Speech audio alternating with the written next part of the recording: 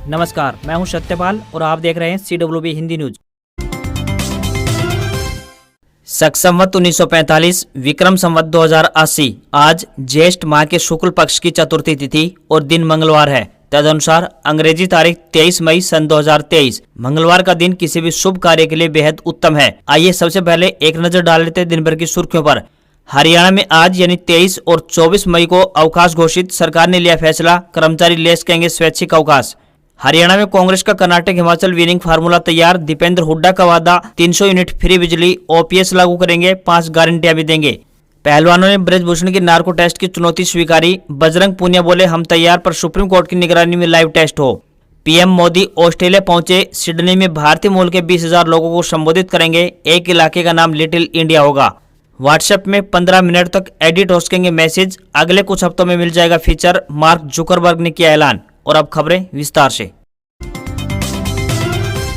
14 साल बाद इस साल नौतपा की गर्मी और धूल भरी हवाएं नहीं सता पाएंगे। अफगानिस्तान की ओर से आ रहे पश्चिमी विक्षोभ का असर आज रात से दिख सकता है। इस कारण मंगलवार से मौसम में बदलाव आने की उम्मीद बन गई है। इससे तन झुलसाती गर्मी से निजात मिल सकती है। मौसम विशेषज्ञों की माने तो 25 मई से सूर्य रोहिणी नक्षत्र में आ जाता है। इसी कारण इसके शुरुआती 9 दिनों को नौतपा कहा जाता है। इन दिनों सूर्य की सीधी किरणें पृथ्वी पर आती है, इससे गर्मी अपने प्रचंड रूप में आ जाती है। मौसम विशेषज्ञों का कहना है कि 23 मई की रात्रि से 28 तक मौसम परिवर्तनशील रहने का अनुमान है। गरज व चमक व हवाओं के साथ हल्की से मध्यम बारिश हो सकती है। इस दौरान तापमान में गिरावट आएगी, लोगों को गर्मी से कुछ राहत जरूर मिलेगी। जिन किसानों को धान की सीधी बिजाई करनी है वे बिजाई का कार्य रोक लें। वहीं सब्जी की फसलों में स्प्रे न करें। तो साथ ही मौसम विशेषज्ञों की माने तो ईंट भट्टा संचालक भी कच्ची ईंटों की पथाई का कार्य बंद कर दें। हरियाणा के मुख्यमंत्री मनोहर लाल खट्टर का 5वां जनसंवाद जून में नहीं होगा। भारतीय जनता पार्टी यानी BJP के जून में होने वाले लोकसभा स्तरीय मेगा प्लान के कारण कैंसिल कर दिया गया है। अब CM का यह कार्यक्रम जुलाई के पहले सप्ताह में होगा। अब तक सूबे के 4 जिलों में CM के जनसंवाद कार्यक्रम आयोजित किए जा चुके हैं। 24 से 26 मई तक महेंद्रगढ़ जिले में मुख्यमंत्री मनोहर लाल खट्टर का चौथा जनसंवाद कार्यक्रम का आयोजन किया जाएगा। वहीं जनसंवाद के दौरान CM मनोहर लाल को विरोध का भी सामना करना पड़ रहा है।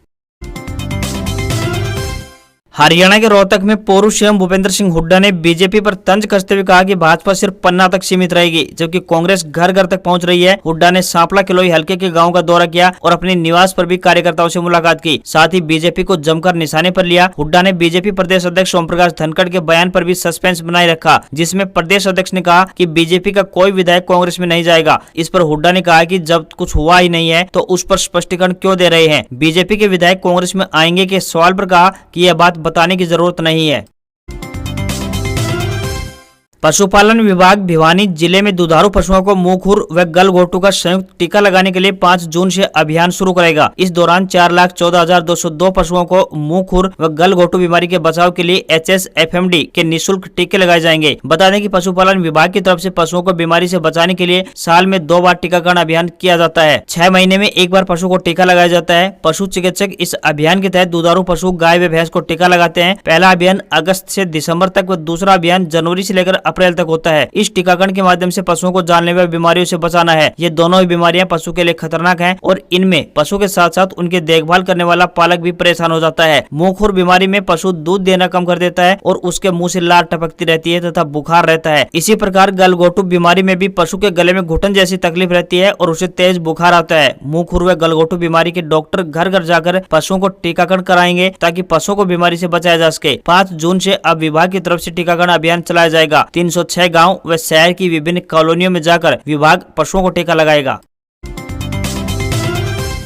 हरियाणा में अगले साल लोकसभा की 10 सीटें और उसके 6 महीने बाद होने वाले विधानसभा चुनाव जीतने के लिए कांग्रेस ने विनिंग फॉर्मूला तैयार कर लिया है। कांग्रेस हरियाणा में जीत के लिए हिमाचल और कर्नाटक मॉडल को अपनाएगी। इसका ऐलान हरियाणा के पूर्व CM भूपेंद्र सिंह हुड्डा के बेटे और पार्टी के राज्यसभा सांसद दीपेंद्र हुड्डा ने किया है। दीपेंद्र ने अपने ट्विटर हैंडल के जरिए हिमाचल और कर्नाटक की तर्ज पर हरियाणा की जनता को भी 5 गारंटी देने की घोषणा की है, जिसमें मुफ्त बिजली और ओल्ड पेंशन स्कीम यानी OPS स्कीम शामिल है। सांसद दीपेंद्र हुड्डा ने 5 गारंटियों का जिक्र करते हुए कहा कि राज्य में पुरानी पेंशन योजना यानी OPS बहाल करेंगे। साथ ही घरेलू गैस 500 रुपए प्रति सिलेंडर, 300 यूनिट तक मुफ्त बिजली, 2 लाख खाली पड़े सरकारी पदों पर भर्ती व गरीब परिवारों को 100 गज के मुफ्त यानी फ्री प्लाट दिए जाएंगे। साथ ही बुढ़ापा पेंशन बढ़ाकर 6,000 रुपए व किसानों को MSP की गारंटी और खिलाड़ियों के लिए पदक लाओ पद पाओ का वादा किया।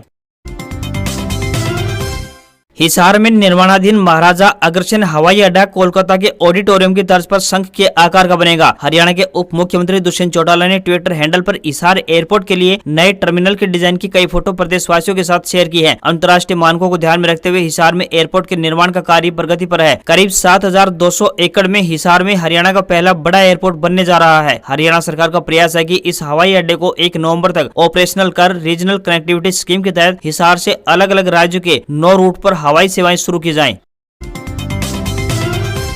हरियाणा सरकार ने सिख धर्म के 5वें गुरु अर्जुन देव जी के शहादत दिवस और महर्षि कश्यप जयंती के अवसर पर 23 व 24 मई को छुट्टी का ऐलान किया है। 2 दिन राज्य के सभी सरकारी ऑफिस और स्कूल में कार्यरत इस सरकारी ऐलान के तहत स्वैच्छिक अवकाश ले सकते हैं। सरकार ने विभागों, बोर्डों, निगमों और शैक्षणिक संस्थाओं में वैकल्पिक अवकाश के तौर पर इसे मनाने की घोषणा की है। इससे पहले हरियाणा सरकार के कैलेंडर के अनुसार इसे वैकल्पिक अवकाश घोषित किया गया था, लेकिन अब हरियाणा सरकार ने छुट्टी का ऐलान किया है। हिंदी पंचांग का तीसरा महीना ज्येष्ठ शुक्ल पक्ष की शुरुआत हो चुकी है। ज्योतिषाचार्यों के अनुसार यह महीना हमें पानी बचाने का संदेश देता है। इस महीने में गर्मी सर्वाधिक रहती है। ऐसे में पानी के अधिकतर स्रोत जैसे कि नदी, तालाब, कुएं आदि सूख जाते हैं। इसलिए इस महीने में हमें पानी की एक एक बूंद बचाने का संदेश देता है। इस माह में हमें पानी की एक एक बूंद का संरक्षण करना चाहिए। इस माह में लोग पक्षियों के लिए भी पेड़ों की डाल और घर में भी पानी का परिंदा रखते हैं, ताकि बेजुबान प्राणी भी भूख प्यास से तड़पे नहीं। इस महीने में जगह जगह प्याऊ भी लगती है। साथ ही लोग मीठे पानी की छबील भी लगाते हैं। इस माह में गंगा दशहरा और निर्जला एकादशी आती है। 23 मई को अंगारक विनायकी चतुर्थी है। 25 मई से नवतपा शुरू हो रहा है, जो कि 3 जून तक चलेगा। नवतपा में सूर्य अपने पूरे प्रभाव में होता है, गर्मी अधिक पड़ती है। वहीं 30 मई को गंगा दशहरा है। इस दिन देव नदी गंगा की विशेष पूजा की जाती है। साथ ही बताते चलें कि 31 मई को साल की सबसे बड़ी एकादशी यानी निर्जला एकादशी है। हरियाणा बोर्ड और सीबीएसई के 10वीं और 12वीं के परीक्षा परिणाम के बाद आईटीआई में दाखिले शुरू हो गए हैं। रोहतक जिले में 9 राजकीय समेत 18 आईटीआई हैं। जिले की 9 राजकीय आईटीआई में 4,528 सीटों के लिए दाखिले होने हैं। इस बार दाखिले में फैमिली आईडी जरूरी की गई है। इस बार दाखिला प्रक्रिया ऑनलाइन रहेगी। इंजीनियरिंग व्यवसाय में दाखिला लेने वाली छात्राओं को 500 रुपए प्रति माह दिए जाएंगे। वहीं सरकार अग्निपथ योजना में आईटीआई डिप्लोमा धारकों को 5 बोनस अंक देगी। आईटीआई में विद्यार्थियों को मेरिट के आधार पर दाखिले दिए जाएंगे। दाखिले ऑनलाइन होंगे। दाखिले को लेकर तैयारी कर ली गई है। साथ ही दाखिले कब तक होंगे, इसको लेकर भी जल्द विभाग शेड्यूल जारी कर देगा।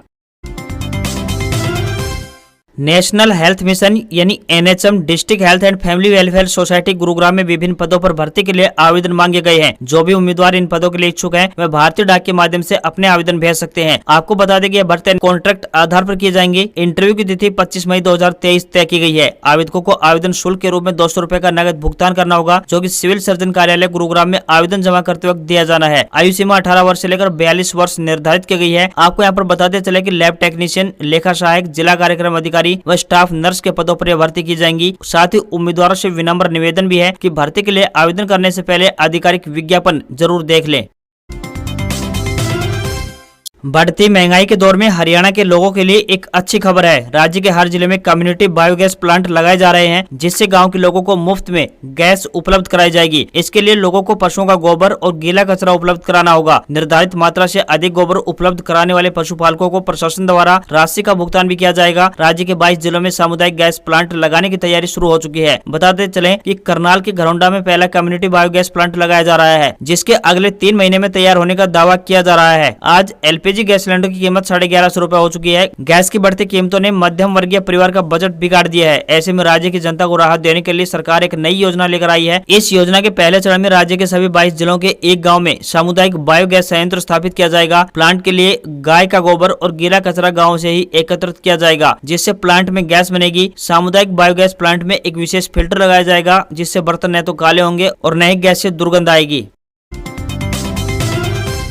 भारतीय डाक विभाग ने ग्रामीण डाक सेवक के पदों पर भर्ती के लिए एक नोटिफिकेशन जारी किया है। इन पदों के लिए आवेदन की प्रक्रिया 22 मई 2023 से प्रारंभ हो चुकी है, जो कि 11 जून 2023 तक जारी रहेगी। भारतीय डाक विभाग ने 12,828 खाली पदों के लिए आवेदन मांगे हैं। इस भर्ती प्रक्रिया के जरिए उत्तर प्रदेश, मध्य प्रदेश, बिहार और राजस्थान सहित अन्य राज्यों में भर्ती की जाएगी। कैंडिडेट्स का 10वीं पास होना जरूरी है। साथ ही उम्मीदवारों को कंप्यूटर और स्थानीय भाषा का नॉलेज होना भी आवश्यक है। इन पदों के लिए 18 से लेकर 40 वर्ष की उम्र तक युवा आवेदन कर पाएंगे। SC, ST और महिला उम्मीदवार को फीस में छूट दी गई है। साथ ही जनरल के लिए 100 रुपए फीस निर्धारित की गई है। शॉर्टलिस्ट किए गए कैंडिडेट्स का सिलेक्शन मेरिट के जरिए किया जाएगा।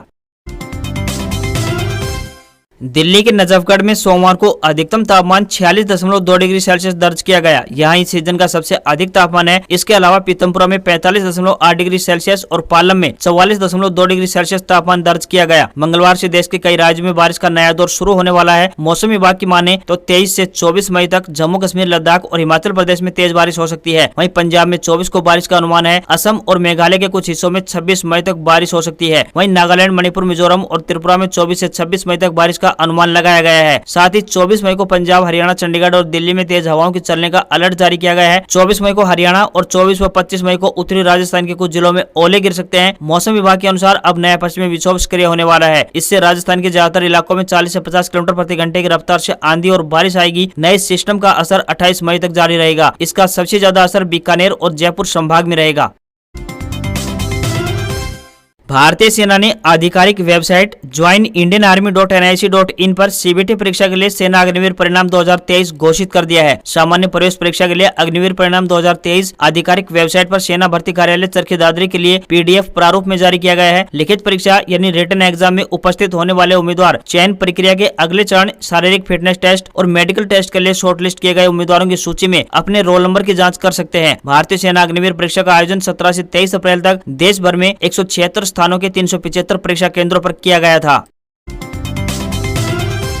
हफ्ते के पहले कारोबारी दिन शेयर बाजार में बढ़त देखने को मिली। सेंसेक्स 234 अंकों की बढ़त के साथ 61,963 के स्तर पर बंद हुआ। वहीं निफ्टी की बात करें तो इसमें भी 111 अंकों की तेजी रही। यह 18,314 के स्तर पर बंद हुआ। सेंसेक्स के 30 में से 19 शेयरों में तेजी तो 11 में गिरावट देखने को मिली है। अडानी एंटरप्राइजेज का शेयर 382 रुपए यानी 19.55% चढ़कर 2,338 रुपए पर बंद हुआ। अडानी ग्रुप के सभी 10 शेयरों में तेजी देखने को मिली। वहीं पेट्रोल डीजल के दामों में कोई बड़ा बदलाव नहीं हुआ है। फिलहाल दिल्ली में पेट्रोल 96 रुपए 72 पैसे प्रति लीटर तो वहीं डीजल 89 रुपए 62 पैसे प्रति लीटर के हिसाब से बिक रहा है। वहीं $1 का रेट 82 रुपए 83 पैसे के स्तर पर बंद हुआ। आज खबरों में बस इतना ही। देखते रहिए आपका अपना हरियाणा का सबसे बेहतरीन news channel CWB Hindi news. नमस्कार।